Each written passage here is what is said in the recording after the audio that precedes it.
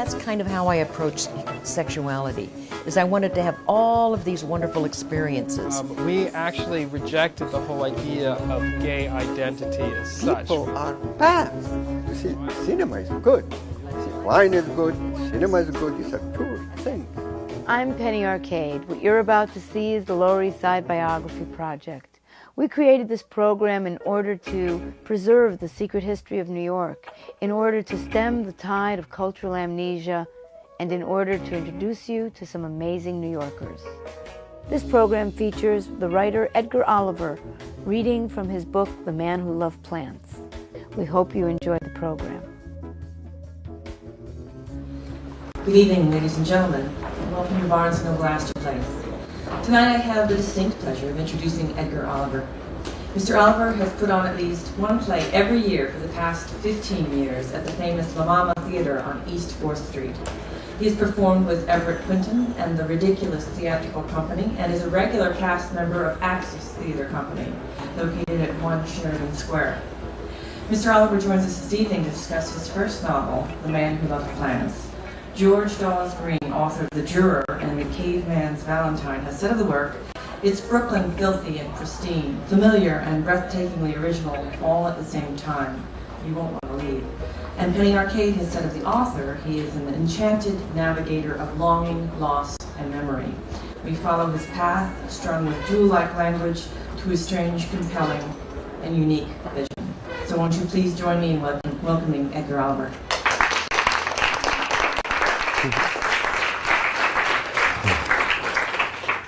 Thank you so much, and it's certainly quite an amazing experience to be here.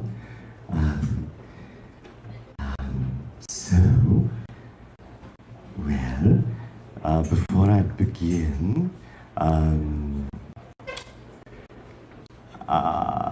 I might want to say a little bit about, what the book is about. No, I don't want to give away the whole plot or anything, but it's about this strange boy who,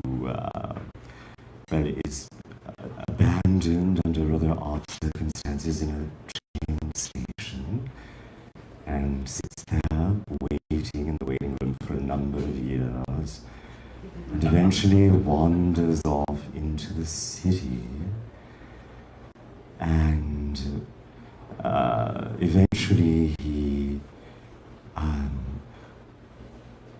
sees this very beautiful botanist in a greenhouse in the Brooklyn Botanical Gardens. And that's kind of where the main action of the book culminates.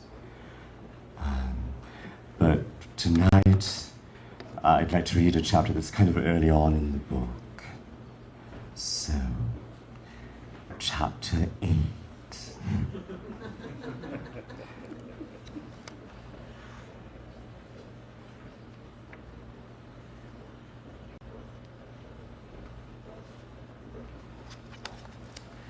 And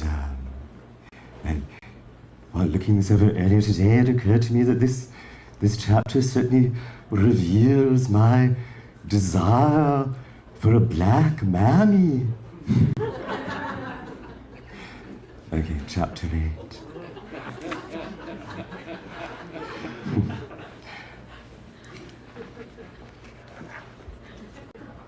If sorrow could be eaten, he would have grown fat. Yet the mountainous black lady who sat sagging her door stoop, sagging the patient grey wood of the threshold into a curved cup her contented sitting, she was not sorrowful. He sat in the small park and watched her on the sly. The park was a triangle, more like an extension of this rotting row of backyards that had become confused with it through the utter dilapidation of their fences. The few sickly trees in the park, thinner than his ankles, cast no shadow. He sat in the shadow of the buildings. Grey dust from the park's clay hide rose up on fitful breezes and sought the slanting liquid plain that separated the collapsing shadow of the buildings from the light. Settling, the dust seemed to settle only on the pigeons, bearing some ancient grievance against them.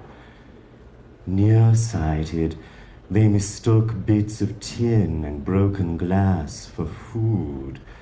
Their entrails jangled as they waddled. Her yard was wet with the oozings from her kitchen window, as though the vast pots that steamed there salivated humid clouds of lust for mud pies.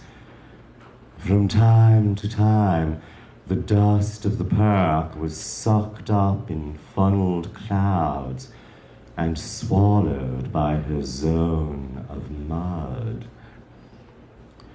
The whites of her eyes were more expressive than any form of human life he had ever seen.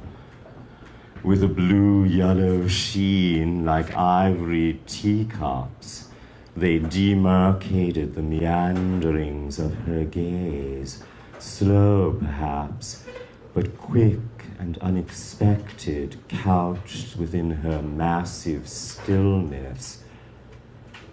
How many years she had sat there, it would be hard to say. The buildings sagged around her, were absorbed into her queenly stature. Nothing could be more content than slowly to consume the world with one's each abstracted, musing, smelling more than thinking breath.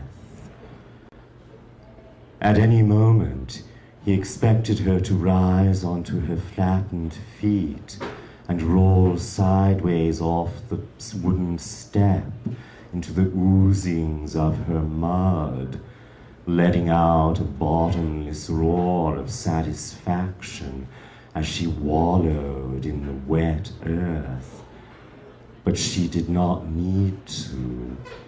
She had a whole brood of children to do it for her. Out they raced from the kitchen. Blocked by her girth in the door, they were forced to climb onto her shoulders and slide down her breasts, tumbling off her lap into the mud. Randomly, she seized their heads as they scaled her, and with her huge hands pressed their heads against her, chafing and rocking them. They nuzzled against her for a moment, and another dust rose from the chafing of their skins, and a sound almost of slapping dough when her palms cupped them. It was as though they rode the surface of another planet, seized by her gravity. Their legs were thinner than her fingers, and their flesh much darker, as though all the pigment within her had mellowed and dissipated through the years of her vast and ancient burgeoning into stillness. They were sharp and concentrated, with bitter questing movements, malicious in their harryings of one another. Girls and boys alike, they were all of the same tiny stature, frail as though hatched from a single egg. Were they her children or her grandchildren? What could possibly be the generative link between these thin, sprightly creatures and herself? He stood and continued his walk while toying with the idea of asking her if he could live with her and be her servant. But she would not know what to do with a servant, and what words he could say to her he could not figure out. The sky, with the incredible activity of spring, had all of a sudden knitted itself up into huge clouds, each one as big as a mountain. These clouds had not blown up from anywhere, but had amassed themselves out of the nothingness of the sky. The clouds began to grow dark as the neighborhood shifted. He was now on a wide avenue of shops, 10-cent stores, coffee shops, and discount centers, but everything was closed and no one was in sight. It must be Sunday. Suddenly, a huge wind filled the street, and he knew the clouds were lowering. He smelled the approaching rain. He walked into the rain, and it surrounded him. He could go on walking forever, leaning into the wind, eyes almost closed against the rain's lashing. Then a desperate fluttering made him turn his head. Through the rain, in a sheltered zone of shadow, he saw a photograph of a naked man. It hung before his eyes for a second, and then was whipped away by a stream of other pages that turned more quickly than any human hand could turn them, more quickly than they could be seen, cracking like whips in the desperate wind.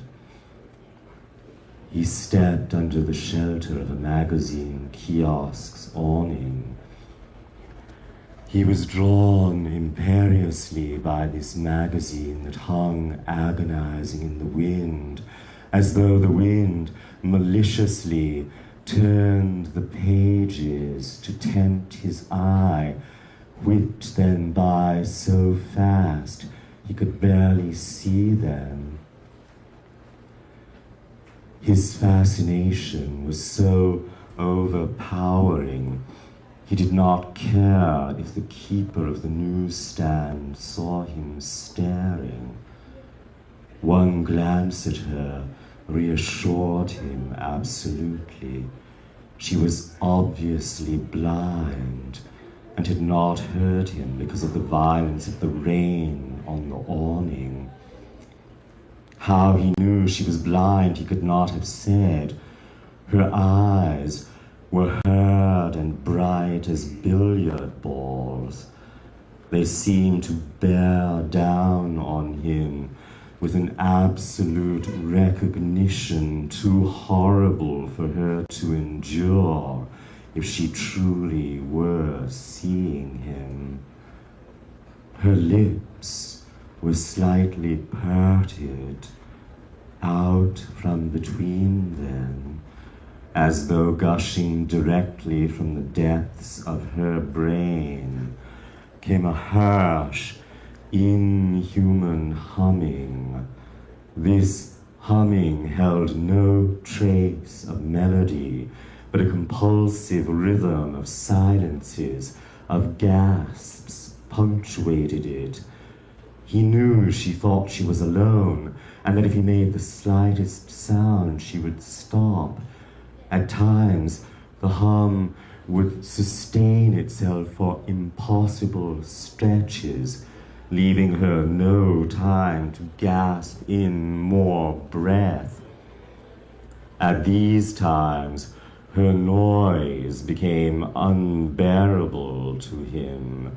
Liquid madness, spittle and a vomit of her brain gushing from her lips.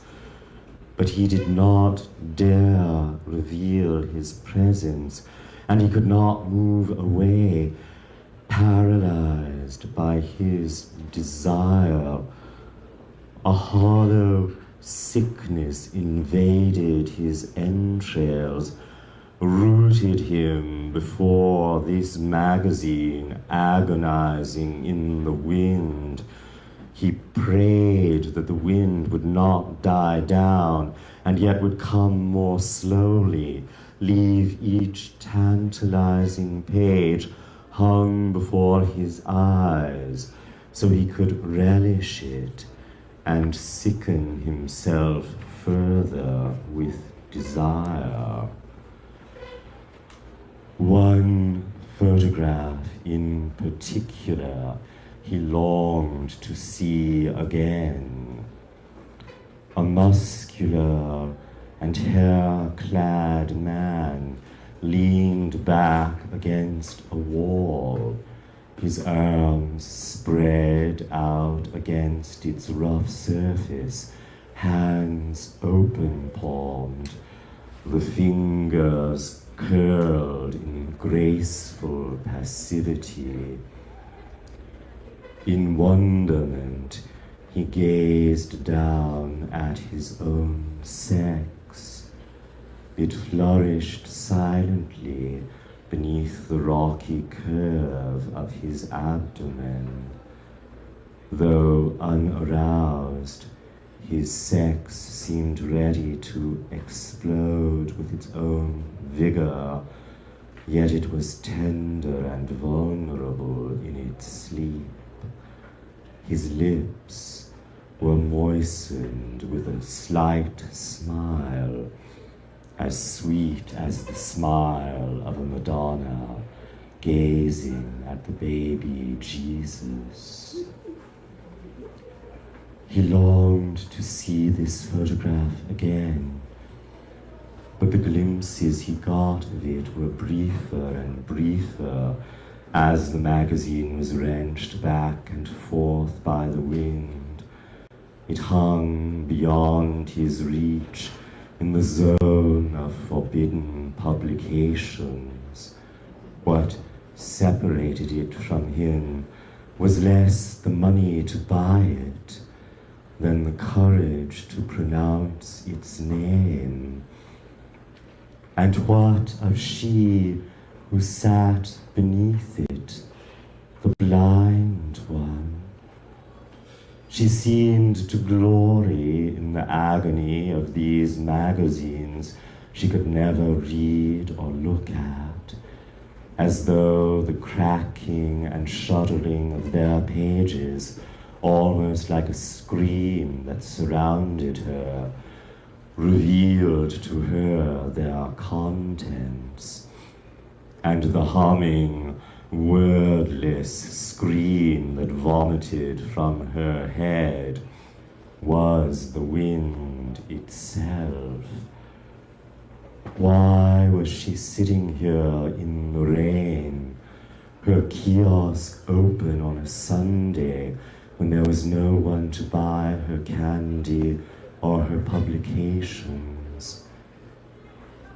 In the shadows, the chamber behind her seemed to stretch not back, but down, spiraling through the sidewalk toward a lightless hollow where, shrunken and alone, in her black chamber without limits, the whites of her eyes would glow with the heat of her relentless thinking.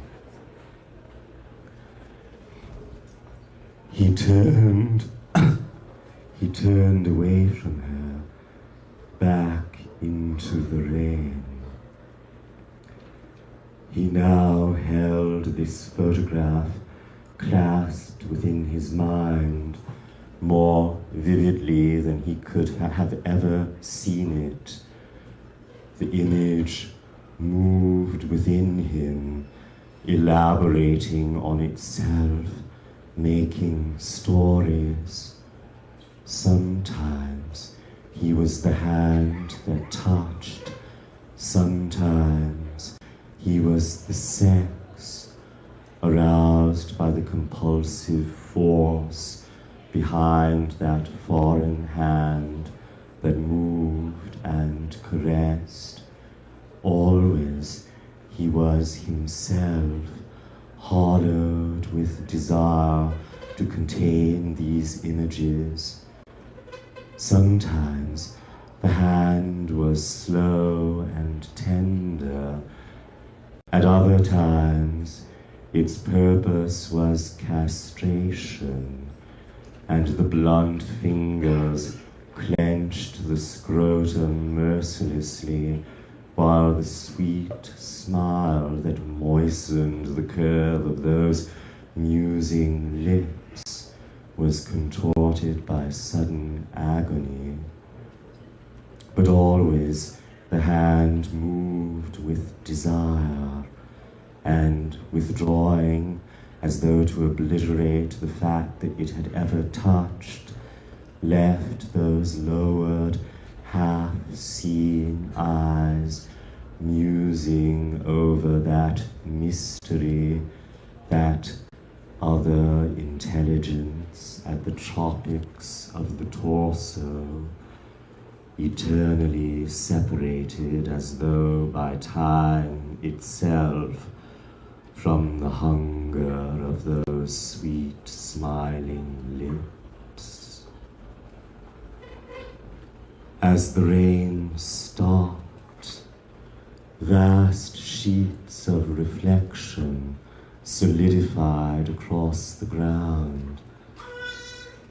The sky hung upside down in the wet streets, and the pigeons reappeared, wheeling in it. He approached the train station. In its hollow, it was as though it had not yet rained. The warriors waited. He went into the men's room, locked into the cubicle whose intimate darkness crouched beneath the high exposure of the marble vault.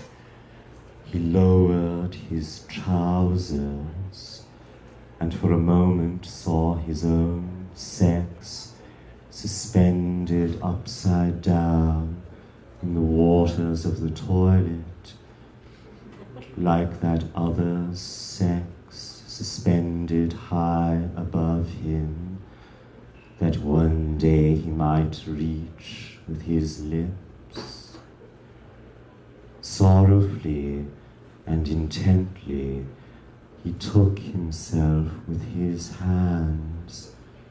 That image played itself over and over in his mind and dissolved into other images, as yet only half imagined, half imaginable.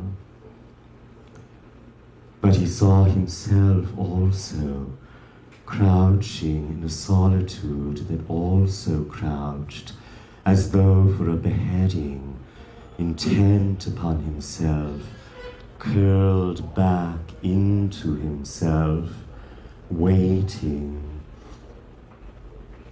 When the flux unleashed his desire to die on the floor, and he stooped to wipe it up, watching the white liquid mingle in the wad of tissue with the mud from his footprints, he thought in sorrow that perhaps for many years, perhaps forever, if forever meant never until it was too late, this would be the solitary ritual of his desire. He went to the row of basins and looked in the mirror. He was held fascinated by himself. He saw there a semblance of beauty, yet clouded by his beard, he could not remember his childhood face. The border of his lips was masked so that he could not tell their shape, and if he clasped his beard down with his hand and strained to look at himself 3/4, a horrible vacancy he sensed about his chin hinted at some hidden ugliness. In the sorrow of no desire, the thought came to him that his mouth was a wound, and that hidden beneath his beard was something monstrous he might never have the courage to reveal, though in its unveiling there might be a strange and vengeful glory. He looked in his eyes and saw there the cruelty of all thought, and smiling to himself, was proud to think his smile was cruel. When someone came in, he began to wash his hands as though he had not been standing there very long. As the water hit his fingers, he felt along them tiny, frantic contractions, the death agony of his sperm. Okay.